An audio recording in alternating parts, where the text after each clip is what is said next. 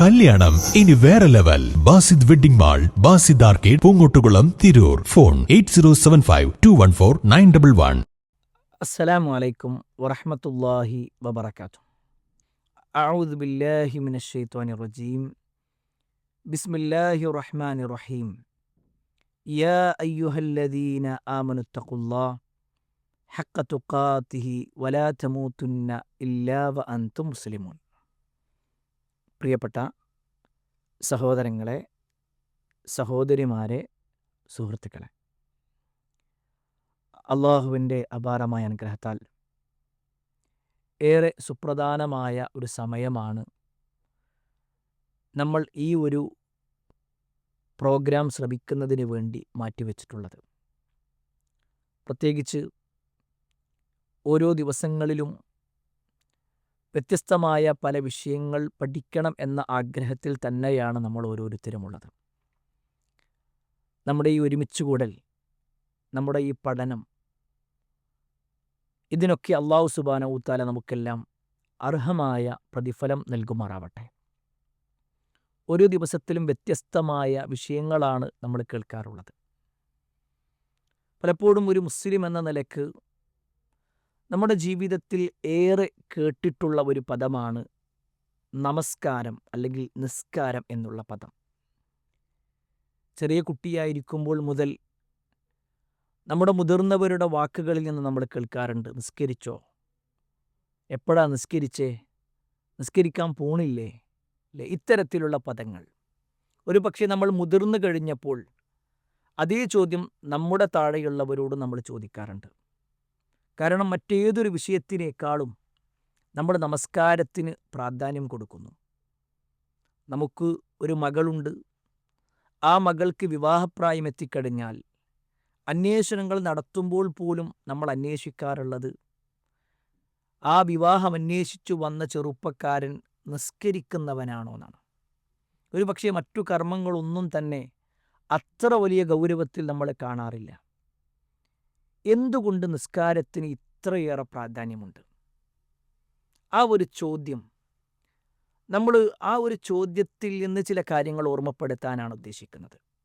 ഒരു മുസ്ലിമിനെ സംബന്ധിച്ചിടത്തോളം ആ മുസ്ലിമിൻ്റെ ഏറ്റവും പ്രധാനപ്പെട്ട അടയാളമാണ് അവൻ നിസ്കരിക്കുന്നവനാകുക എന്നുള്ളത്. കാരണം റസൂലുള്ളാഹി സ്വല്ലല്ലാഹു അലൈഹി വസല്ലമ ഒരു മുസ്ലിമിനും അമുസ്ലിമായ വ്യക്തിക്കും ഇടയിലുള്ള വ്യത്യാസം എന്ന് പറഞ്ഞാൽ അത് തെർക്കുസ്വല, നമസ്കാരം ഉപേക്ഷിക്കലാണ് എന്ന് പറഞ്ഞിട്ടുണ്ടെങ്കിൽ, നിസ്കാരം ഉപേക്ഷിക്കുന്നവനെ സംബന്ധിച്ചിടത്തോളം അവന് യഥാർത്ഥ ഇസ്ലാമിൻ്റെ ആളായി മാറാൻ പറ്റൂല എന്ന് പറഞ്ഞിട്ടുണ്ടെങ്കിൽ അതിൻ്റെ ഗൗരവം അത്രത്തോളമുണ്ട്. ഇനി ഒന്നുകൂടി നിസ്സാരമായിട്ട് പറഞ്ഞാൽ, അല്ലെങ്കിൽ ഒന്നുകൂടി വ്യക്തമാക്കി പറഞ്ഞാൽ, ഒരാൾ മുസ്ലിമായി എന്ന് വിചാരിക്കും. അയാൾ ഇസ്ലാമിനെ അറിഞ്ഞ് അയാൾ ഇസ്ലാമിലേക്ക് പ്രവേശിച്ചു, ഞാനും മുസ്ലിമാകുകയാണെന്ന് പറയാണ്. സ്വാഭാവികമായിട്ടും അയാളോട് നമ്മൾ ആദ്യം പറയും, നിങ്ങൾ ഷഹാദത്ത് കലിമ ചൊല്ലണമെന്ന് പറഞ്ഞു. എന്താണ് ഷഹാദത്ത് കലിമ എന്നും പറഞ്ഞു കൊടുത്തു. അയാൾ അങ്ങനെ മുസ്ലിമായി എങ്കിൽ പിന്നെ അയാൾ ചെയ്യേണ്ട കർമ്മം ഏതാണ്? ഒരിക്കലും നമ്മൾ അയാളോടൊന്ന് നിങ്ങളിപ്പോൾ തന്നെ സക്കാത്ത് കൊടുക്കണമെന്ന് പറയൂല. നിങ്ങൾ ഈ സമയം മുതൽ നോമ്പെടുക്കണമെന്ന് പറയൂല. നിങ്ങൾ അടുത്ത ഫ്ലൈറ്റിന് തന്നെ ഹജ്ജിന് പോയിക്കോളും എന്ന് നമ്മൾ പറയൂല. മറിച്ച് നമ്മൾ പറയും, കുറച്ച് സമയമാകുമ്പോൾ ബാങ്ക് കൊടുക്കും. ആ ബാങ്ക് കൊടുത്തു കഴിഞ്ഞാൽ നമുക്ക് നിസ്കരിക്കാൻ പോകണം. അയാൾ പറയും, ഞാൻ എങ്ങനെയാണ് നിസ്കരിക്കുക? അതൊക്കെ ഞാൻ പഠിപ്പിച്ചു തരാം. കാരണം ഇത് വളരെ പ്രധാനപ്പെട്ട ഒരു കാര്യമാണ്. അല്ലെ? നിസ്കാരത്തിൻ്റെ ആ ഒരു ഗൗരവം ഒരാൾ മുസ്ലിമായി കഴിഞ്ഞാൽ ഉടനെ നിർവഹിക്കേണ്ട കാര്യം, പിന്നെ ഒരിക്കലും മാറ്റിവെക്കാൻ പറ്റാത്ത ഒരു കാര്യം. മറ്റേതൊരു കർമ്മങ്ങൾക്കും ഒരുപാട് എക്സ്ക്യൂസുകളുണ്ട്, അല്ലെ? ഒരുപാട് ഇളവുകളുണ്ട്. നോമ്പിന് ചില ഇളവുകളുണ്ട്. നോമ്പെടുക്കേണ്ടതില്ല പല ആളുകളും. ഒരാൾ യാത്രക്കാരനാണോ, അയാളോട് പറയും, നിങ്ങൾ നോമ്പെടുക്കണ്ട, പിന്നെ നോമ്പെടുത്താൽ മതി. അയാൾ രോഗിയാണോ, നിങ്ങളിപ്പോൾ എടുക്കണ്ട, പിന്നെ എടുത്താൽ മതി, അല്ലേ? നോമ്പിന് ഇളവുണ്ട്. ഒരാൾ സക്കാത്ത് കൊടുക്കാൻ നിർബന്ധമായിട്ടും എല്ലാവരും സക്കാത്ത് കൊടുക്കണോ എന്ന് ചോദിച്ചാൽ അല്ല. അതിന് ചില ആളുകളുണ്ട്. ഇത്ര സാമ്പത്തിക ശേഷിയുള്ള, ഇത്ര കാലം കൊണ്ട് ഇത്ര പണമുണ്ടാക്കിയിട്ടുള്ള ആൾ, അയാളാണ് സക്കാത്ത് കൊടുക്കേണ്ടത്. എല്ലാവരും ഹജ്ജ് ചെയ്യണമെന്നും നമ്മൾ പറയാറില്ല. എന്നാൽ ഇസ്ലാമിലെ ഏറ്റവും പ്രധാനപ്പെട്ട കാര്യങ്ങൾ തന്നെയാണ് നോമ്പും സക്കാത്തും ഹജ്ജും ഒക്കെ. എങ്കിൽ പോലും അതിനൊക്കെ ചില ഇളവുകളുണ്ടെങ്കിൽ നിസ്കാരത്തിന് നിങ്ങൾ പരിശോധിക്കും. ഒരാൾക്ക് നിസ്കാരം ഒരിക്കലും ഒരിളവുമില്ല. അയാൾ രോഗിയാണോ എങ്കിൽ അയാൾക്ക് കഴിയുന്ന രൂപത്തിൽ അയാൾ നിസ്കരിക്കണം എന്നാണ്. മഹാനായ ഇമ്രാൻ ഇബ്നു ഹുസൈൻ റളിയല്ലാഹു അൻഹു, അദ്ദേഹം രോഗിയായി, ഒരു സ്വഹാബിയാണ്, അദ്ദേഹം രോഗിയായ സമയത്ത് അദ്ദേഹം നബി സല്ലല്ലാഹു അലൈഹി വസല്ലമയോട് ചോദിക്കുകയാണ്, അള്ളാഹുവിൻ്റെ റസൂലെ, ഞാൻ രോഗിയാണ്, ഞാൻ എങ്ങനെയാണ് നിസ്കരിക്കുക? അപ്പോൾ റസൂലുള്ളാഹി സ്വല്ലല്ലാഹു അലൈഹി വസല്ലം പറയാണ്, നിങ്ങൾക്ക് നിൽക്കാൻ കഴിയുന്നുണ്ടെങ്കിൽ, അഥവാ നിന്ന് നമസ്കരിക്കാൻ കഴിയുന്നുണ്ടെങ്കിൽ നിൽക്കന്നെ വേണം. ഇനി അതിന് കഴിയൂലേ എന്നാൽ ഇരുന്നിട്ട് നിസ്കരിച്ചാൽ മതി. അതിനും കഴിയൂലേ കിടന്നിട്ട് നിസ്കരിച്ചാൽ മതി. ഒരു പക്ഷേ അതിൻ്റെ ഒരുപാട് കാര്യങ്ങൾ നബി സല്ലല്ലാഹു അലൈഹി വസല്ലം എണ്ണി പറയുന്നത് നമ്മൾ കേട്ടിട്ടുണ്ടാകും പല ഹദീസുകളിലൂടെയും. അഥവാ ഒരു മനുഷ്യന് രോഗിയാണ് എന്നതുകൊണ്ട് അയാൾക്ക് നിസ്കാരം ഒഴിവില്ല. ഒരു ജലദോഷം വരുമ്പോഴേക്ക് നിസ്കാരം ഒഴിവാക്കുന്ന ആളുകളുണ്ട്. ഒരു പനി വരുമ്പോഴേക്ക് പിന്നെ നിസ്കാരത്തിൻ്റെ കാര്യം മറന്നു പോകുന്ന ആളുകളുണ്ട്. ചെറിയ ചില ബുദ്ധിമുട്ടുകൾ വരുമ്പോഴേക്ക് ഞാൻ കുറച്ച് ദിവസമായിട്ട് നിസ്കരിച്ചിട്ടില്ല എന്ന് യാതൊരു മനസ്സാക്ഷിത്വവും ഇല്ലാതെ പറയുന്നവരെയും നമുക്ക് കാണാൻ പറ്റും. എന്നാൽ അയാൾക്ക് ശാരീരികമായ ബുദ്ധിമുട്ടുണ്ടെങ്കിൽ പോലും ബോധമുണ്ടെങ്കിൽ അയാൾ നിസ്കരിക്കണം. അത് കിടന്നിട്ടോ അല്ലെങ്കിൽ കണ്ണുകൊണ്ടോ ഹൃദയം കൊണ്ടോ എങ്ങനെയാണോ അയാൾക്ക് നിസ്കരിക്കാൻ പറ്റുന്നത് അങ്ങനെ നിസ്കരിക്കണം. അതുപോലെ തന്നെ ഒരാൾ യാത്രക്കാരനാണ്, നിസ്കാരത്തിൽ ഇളവുണ്ടോ? നിസ്കാരം ഒഴിവാക്കുക എന്ന ഇളവില്ല. മറിച്ച് 4 റക്അത്തുള്ള നിസ്കാരം 2 ചുരുക്കി നിസ്കരിക്കുക എന്നൊരിളവുണ്ട്. അപ്പോഴും നിസ്കാരം ഒഴിവാക്കാൻ പറ്റൂല. യാത്രയിലാണ് എന്നതുകൊണ്ട് നിസ്കാരം ഒഴിവില്ല. എത്രത്തോളം എന്നാൽ അള്ളാൻ്റെ മാർഗത്തിൽ ജിഹാദ് ചെയ്യുന്ന വ്യക്തിയാണെങ്കിൽ പോലും, അള്ളാൻ്റെ മാർഗത്തിലുള്ള ജിഹാദ് എന്ന് പറഞ്ഞാൽ എത്ര വലിയ പുണ്യം കിട്ടുന്ന കാര്യമാണ്. പക്ഷേ ആ ജിഹാദിന് വേണ്ടി ഇറങ്ങിപ്പുറപ്പെട്ടാൽ പോലും നിസ്കാരം ഒഴിവാക്കാൻ പറ്റൂല. ഇതിനപ്പുറത്തേക്ക് എന്താ പറയുക? അപ്പോൾ പ്രിയപ്പെട്ടവരെ, നിസ്കാരം എന്നുള്ളത് വളരെ പ്രധാനപ്പെട്ട കാര്യം. നമ്മൾ നിസ്കരിക്കുന്നതിലൂടെ നമുക്ക് ലഭിക്കുന്ന ഒരുപാട് നേട്ടങ്ങൾ. അതിലൊന്നാമത്തെ നേട്ടം എന്താണെന്ന് വെച്ച് കഴിഞ്ഞാൽ നമുക്ക് യഥാർത്ഥ ഒരു മുസ്ലിം ആകാൻ പറ്റും. കാരണം ഇസ്ലാമിനെക്കുറിച്ച് പറഞ്ഞിടത്തെല്ലാം ബുനിയൽ ഇസ്ലാമു അല ഖംസിൻ, ഇസ്ലാം നിർമ്മിക്കപ്പെട്ടിട്ടുള്ളത് അല്ലെങ്കിൽ ഉണ്ടാക്കപ്പെട്ടിട്ടുള്ളത് 5 കാര്യങ്ങളിലൂടെയാണ്. അതിലൊന്ന് നിസ്കാരമാണ്. നിസ്കാരം എന്ന് പറഞ്ഞാൽ ഇസ്ലാമിലെ തൂണായിട്ട് എണ്ണപ്പെട്ടിട്ടുള്ളത്. അപ്പോൾ ഒരാൾ നിസ്കരിക്കുന്നതിലൂടെ അയാൾ യഥാർത്ഥ മുസ്ലിമായി മാറും. നിസ്കരിക്കാത്തവനെ മുസ്ലിം എന്ന് പറയുക എന്നുള്ളത് അതുണ്ടാവില്ല. പേരിൽ ഒരു പക്ഷേ അയാളുടെ പേരൊക്കെ മുസ്ലിം പേര് തന്നെയായിരിക്കും, അയാൾക്ക് മുസ്ലിം പേരുണ്ടാകും. പക്ഷേ അള്ളാഹുവിൻ്റെ അടുക്കൽ മുസ്ലിം ആകണമെങ്കിൽ നിസ്കരിക്കുന്നവൻ ആവണം എന്നുള്ളത് ഉറപ്പാണ്. അപ്പോൾ നമുക്ക് ഒരു മുസ്ലിം ആകാൻ പറ്റും. നിസ്കരിക്കുന്നതിലൂടെ എന്ത് കിട്ടുമെന്ന് ചോദിച്ചാൽ നമുക്ക് മുസ്ലിം ആകാൻ പറ്റും. രണ്ടാമത്തെ ഒരു കാര്യം എന്താണെന്ന് വെച്ച് കഴിഞ്ഞാൽ അയാളുടെ പരലോക ജീവിതവുമായി ബന്ധപ്പെട്ടുകൊണ്ട്, അയാൾ ഖബറിലെത്തിക്കഴിഞ്ഞാൽ അയാളുടെ വിചാരണയുമായി ബന്ധപ്പെട്ടുകൊണ്ട് അതിലൊക്കെയുള്ള ചില ചോദ്യങ്ങളുണ്ട്. അതിൽ വിചാരണയിൽ ആദ്യമായി ചോദ്യം ചെയ്യപ്പെടുന്നത് നിസ്കാരത്തെക്കുറിച്ചായിരിക്കും. ആ നിസ്കാരം ക്ലിയർ ആണെങ്കിൽ ബാക്കിയെല്ലാം ക്ലിയർ ആവുന്ന. നിസ്കാരം പോരായ്മയാണെങ്കിൽ, അതിലെന്തൊക്കെയോ കുറവുകളുണ്ടെങ്കിൽ പിന്നെ അയാൾ പ്രയാസപ്പെടും. എത്ര ഗൗരവപ്പെട്ട വാചകമാണതെന്നറിയോ? കാരണം ഒരു മനുഷ്യനെ സംബന്ധിച്ചിടത്തോളം അയാളുടെ നിസ്കാരത്തിന് പ്രാധാന്യം കൊടുക്കേണ്ടതിൻ്റെ ഗൗരവമാണ് നബി സല്ലല്ലാഹു അലൈഹി വസല്ലം പറയുന്നത്. ഒരാളോട് പരലോകത്ത് ചോദ്യം ചെയ്യുന്ന കർമ്മങ്ങളിൽ ഒന്നാമത്തേത് നിസ്കാരം. ആ നിസ്കാരം ക്ലിയർ ആണെങ്കിൽ പിന്നെ ബാക്കിയൊക്കെ ചോദിക്കുള്ളൂ. നിസ്കാരം കൂടി ഇല്ലെങ്കിലോ പിന്നെ വേറെ ചോദ്യങ്ങളില്ല എന്നാണ് നമുക്ക് പെട്ടെന്ന് മനസ്സിലാക്കാൻ വേണ്ടി പറയാം. ഒരാൾ 10ാം ക്ലാസ് കഴിഞ്ഞ് +1 അഡ്മിഷൻ കിട്ടണമെന്നുണ്ടെങ്കിൽ ആദ്യം എന്താ ചോദിക്കുക? അവൻ്റെ ഹൈറ്റ് എത്രയാണ്, അവൻ്റെ വയസ്സ് എത്രയാണ്, ഇതൊന്നുമല്ല ചോദിക്കുക. അയാളുടെ മറ്റുള്ള കാര്യങ്ങളല്ല ചോദിക്കുക. 10ാം ക്ലാസ് പാസ്സായിട്ടുണ്ടോ എന്ന് ചോദിക്കുക, അല്ലേ? 10ാം ക്ലാസ് പാസ്സായിട്ടുണ്ടോ, അതിലെത്ര മാർക്കുണ്ട്, ഈ ചോദ്യങ്ങളുണ്ടാവുക.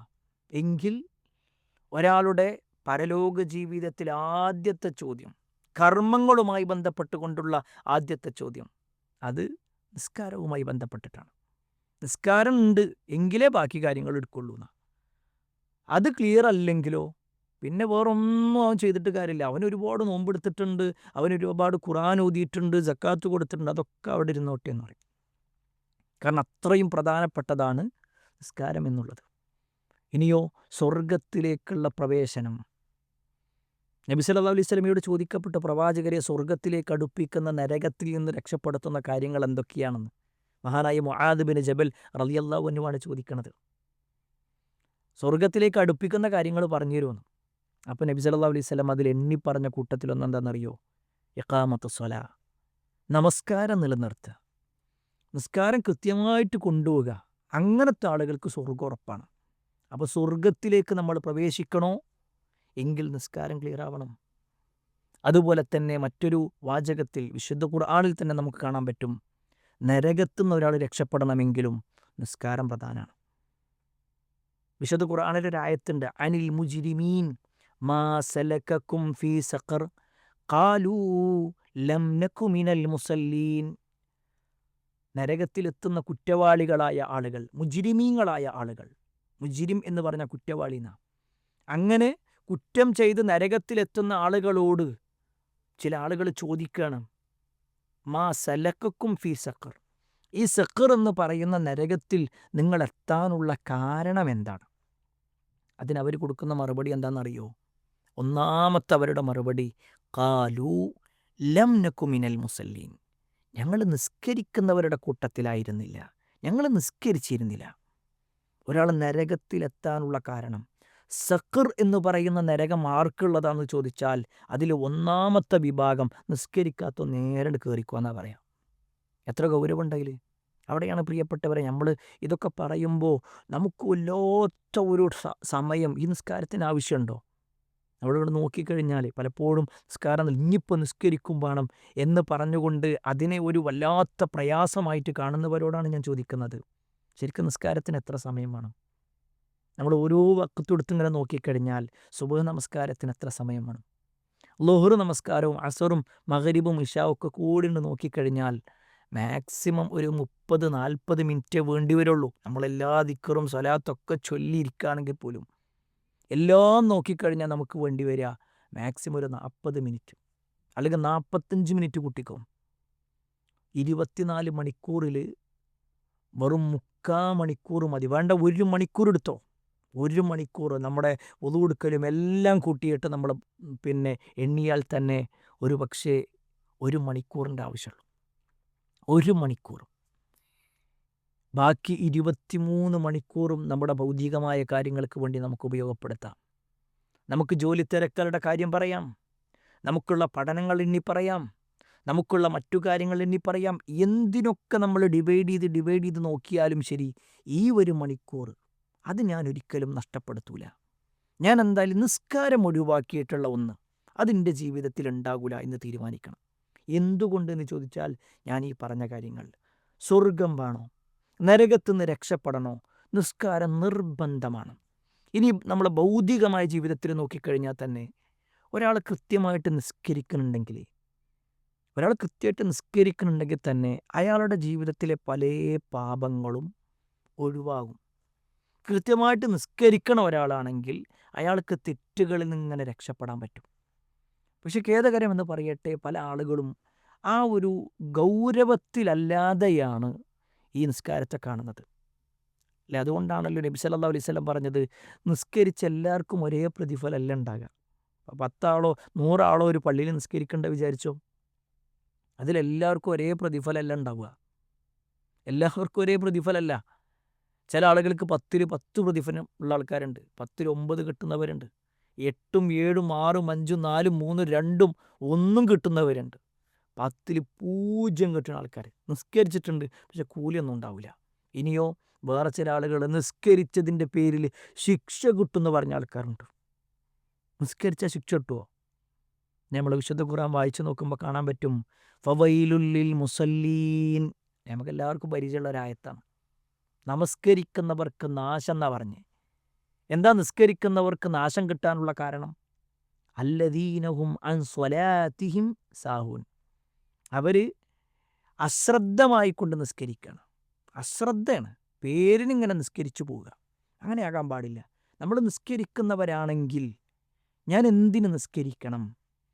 അതിലൂടെ നമുക്ക് ലഭിക്കുന്ന ഈ നേട്ടങ്ങളെല്ലാം മനസ്സിലാക്കുന്നതോടൊപ്പം എൻ്റെ ഒരു വഖത്ത് നഷ്ടമായി കഴിഞ്ഞാൽ എൻ്റെ ജീവിതത്തിൻ്റെ വലിയ ഒരു ഭാഗം ഞാൻ നഷ്ടപ്പെടുത്തിക്കൊണ്ടിരിക്കുകയാണ്. ഒരു വഖത്ത് എനിക്ക് മിസ്സാകുമ്പോൾ ഞാനൊരു പക്ഷേ ഒരു മോശം വ്യക്തിയായി മാറുന്നുണ്ട്. എൻ്റെ ജീവിതത്തിൽ ആ നിസ്കാരം ഒഴിവാക്കുന്നതിലൂടെ പല തിന്മകൾ കയറി വരാൻ സാധ്യതയുണ്ട്. ഈ പേടിയാണ് നമുക്കുണ്ടാവേണ്ടത്. നമ്മൾ വേറെ എന്തെല്ലാം ഒഴിവാക്കിയാലും ശരി, വേറെ എന്തിനൊക്കെ സമയം മാറ്റിവെച്ചാലും ശരി, നിസ്കാരം ഞാൻ ഒഴിവാക്കൂല. എൻ്റെ ജീവിതത്തിലെ ഒരു വഖത്ത് പോലും ഞാൻ നഷ്ടപ്പെടുത്തൂല എന്നുകൊണ്ട് തീരുമാനിച്ച് നോക്കിയേക്കും. എന്നാൽ പിന്നെ നമ്മളൊരു പുതിയ മനുഷ്യനായിരിക്കും. എല്ലാ അർത്ഥത്തിലും അല്ലാഹു സുബ്ഹാനഹു വ തആല ഇപ്പോൾ നമുക്കുള്ള എന്തെല്ലാം പരീക്ഷണങ്ങളുണ്ടോ ആ പരീക്ഷണങ്ങളിലൊക്കെ ഒരു തുറവി, അൽ ഫത്താഹായ തുറവി നൽകുന്നവനായ റബ്ബിൻ്റെ അടുക്കലുണ്ടാകും. അവിടെ നമ്മൾ നിസ്കാരത്തിന് എന്ത് ചെയ്യണമെന്ന് വെച്ച് കഴിഞ്ഞാൽ, ആ നിസ്കാരത്തിന് ചില ആയത്തുകളൊക്കെ നോക്കിക്കഴിഞ്ഞാൽ ഒരു ഉപജീവനവുമായി ബന്ധപ്പെട്ടുകൊണ്ട് തന്നെ ബന്ധപ്പെട്ട് കിടക്കുന്നതാണ്. ഒരാൾ നിസ്കരിക്കുന്ന ആളാണെങ്കിൽ അയാളുടെ ഭൗതികമായിട്ടുള്ള ഉപജീവനത്തിൽ വരെ അല്ലാഹു സുബ്ഹാനഹു വ തആല ചില ഖൈറുകൾ കൊടുക്കും. നമ്മളൊരിക്കലും നിസ്കരിക്കുന്നത് ഉപജീവനത്തിന് വേണ്ടിയാകാൻ പാടില്ല, സാന്ദർഭികമായിട്ട് ഓർമ്മപ്പെടുത്തുകയാണ്. എന്നാൽ നമ്മൾ നിസ്കരിക്കുന്നതിലൂടെ അള്ളാഹുവിൻ്റെ സ്നേഹം കരസ്ഥമാക്കാൻ പറ്റുകയാണ്. ഒരുപാട് ഖൈറുകൾ ലഭിക്കണം. ആ ഖൈറുകളെല്ലാം നമുക്ക് ലഭിക്കണം. കാരണം നമ്മുടെ ജീവിതത്തിലെ ഏറ്റവും പ്രധാനപ്പെട്ട കാര്യം, എത്രയോ ആളുകൾ ചോദിക്കുന്ന ഒരു കാര്യം, അതിലേറെ അള്ളാഹുവിൻ്റെ അടുക്കൽ നമ്മൾ മരണപ്പെട്ട് കഴിഞ്ഞാൽ തുടങ്ങുന്ന ചോദ്യങ്ങളിൽ ഏറ്റവും പ്രധാനപ്പെട്ട കാര്യം അത് നിസ്കാരവുമായി ബന്ധപ്പെട്ടുകൊണ്ടാണ്. നമ്മളെ റസൂലുള്ളാഹി സ്വല്ലല്ലാഹു അലൈഹി വസല്ലമ തിരിച്ചറിയുന്നത് പോലും ഉറൻ മുഹജ്ജലിന്ന, നമ്മുടെ കൈകാലുകൾ വെളുത്ത കാരണത്താൽ. അതെങ്ങനെ? വുളൂഇൻ്റെ അവയവങ്ങൾ വുളൂ ഇങ്ങനെ കൃത്യമായിട്ട് ചെയ്ത ആളുകൾ, അവർക്കാണ് നാളെ പരലോകത്ത് നബി സല്ലല്ലാഹു അലൈഹി വസല്ലമ കൃത്യമായി അവരെങ്ങനെ തിരിച്ചറിയും എന്നുള്ളതാണ്. നാളെ അള്ളാഹിനെ കണ്ടുമുട്ടുമ്പോൾ അള്ളാഹിൻ്റെ മുന്നിൽ സുജൂദ് ചെയ്യാൻ ആളുകളെല്ലാവരും നിൽക്കുമ്പോൾ ചില ആളുകളുടെ ഒന്നും മുതുക് വളയൂല എന്ന് പറഞ്ഞിട്ടുണ്ട്. മുതുക് വളയൂല, അങ്ങനെ നിൽക്കും. എല്ലാവരും സുജൂദ് ചെയ്യാനുണ്ടാകും പരലോകത്ത്, പക്ഷെ ഇവർക്ക് സുജൂദ് ചെയ്യാൻ കഴിയൂല. ആ നിർഭാഗ്യവാന്മാരാരാന്നറിയോ? ഈ ദുനിയാവിൽ അള്ളാഹ്ക്ക് സുജൂദ് ചെയ്യാത്ത ആൾക്കാരാണ്. ഈ ദുനിയാവിൽ നിസ്കാരത്തിന് ഗൗരവം കൊടുക്കാത്ത ആളുകൾ. ചില ആളുകളൊക്കെ നിസ്കാരം എന്ന് പറഞ്ഞാൽ എല്ലാവരും കൂടുമ്പോൾ എന്നാൽ പിന്നെ ഞാനും നിസ്കരിക്കുക, ആരുമില്ലേ എന്നാൽ ഞാനുമില്ല. വേറെ ചില ആളുകളാവട്ടെ ഇടയ്ക്കൊക്കെ നിസ്കരിക്കും. അല്ല, ഇങ്ങനെ കുറേ ആളുകൾ അങ്ങനെ കാറ്റഗറി ചെയ്ത് നോക്കിക്കഴിഞ്ഞാൽ പ്രിയപ്പെട്ടവരെ, നമ്മളിവിടെ എവിടെയൊക്കെയോ ഉണ്ട്, ഏതോ ഒന്നിലാണ്. എന്നാൽ അതിനപ്പുറത്തേക്ക് നമ്മളൊരാളാവണം. ആ ആളുടെ പ്രത്യേകത, ബാങ്ക് കൊടുത്തോ അത് എന്നെയാണ് വിളിക്കുന്നത്.